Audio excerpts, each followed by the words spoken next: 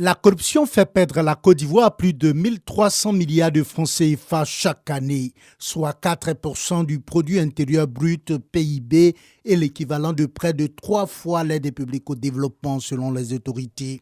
En abritant le premier forum de l'Alliance internationale anticorruption de la Banque mondiale sur le continent africain en juin prochain, la Côte d'Ivoire réaffirme sa volonté de poursuivre la guerre contre la corruption et la mauvaise gouvernance.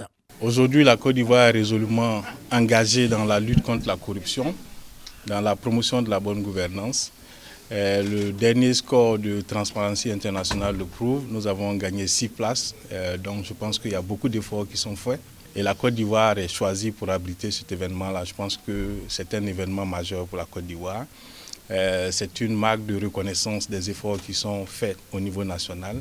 Et je pense que ça va permettre à la Côte d'Ivoire d'améliorer, de continuer de lutter contre la corruption et d'améliorer le quotidien des Ivoiriens. Les experts ivoiriens et ceux de la Banque mondiale se sont rencontrés ce lundi dans le cadre des préparatifs de ce forum de l'Alliance internationale anticorruption de la Banque mondiale qui se tiendra du 14 au 16 juin prochain à Abidjan.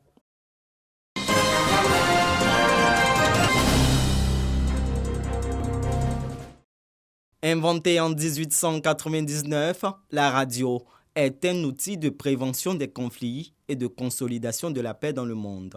Elle permet aux populations de passer de bons moments à travers des émissions de divertissement, mais aussi de s'informer. Cette journée est initiée par l'UNESCO depuis 2011 en vue de promouvoir ce moyen essentiel de maintien de la paix. Le ministre de la Communication et de l'Économie numérique rappelle les actions du gouvernement pour dynamiser cet outil de communication de masse. Le thème cette année nous invite à célébrer la radio comme média de promotion de la paix dans nos vies, dans notre société.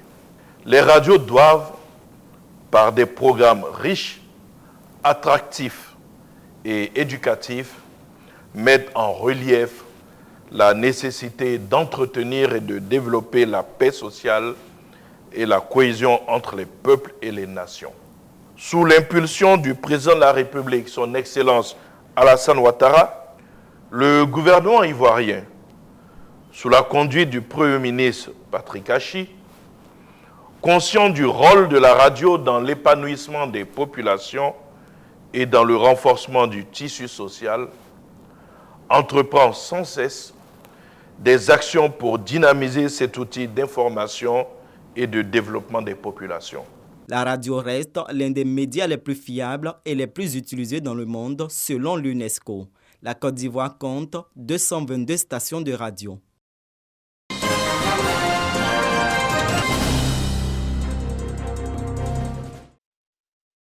La trinisation en milieu rural.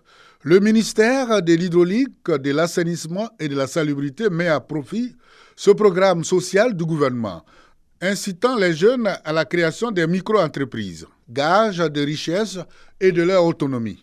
Pour la réussite de ce pari, les responsables de la direction de l'assainissement rural sillonnent les régions du pays.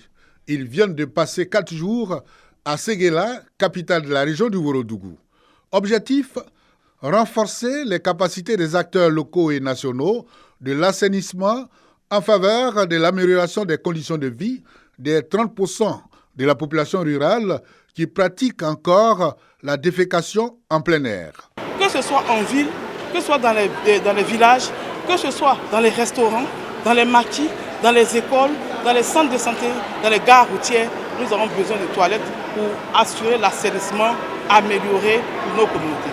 Nous n'avons pas la main-d'œuvre formée, professionnalisée. Ce sera encore pour nous une occasion d'entrer de plein pied dans le message de M. le Président de la République qui parle de l'employabilité de la jeunesse. Les jeunes en milieu rural, ça devient de l'emploi pour eux. Ce sont des métiers verts. Plus de 200 acteurs des domaines de l'assainissement issus de toutes les régions du pays ont pris part aux travaux.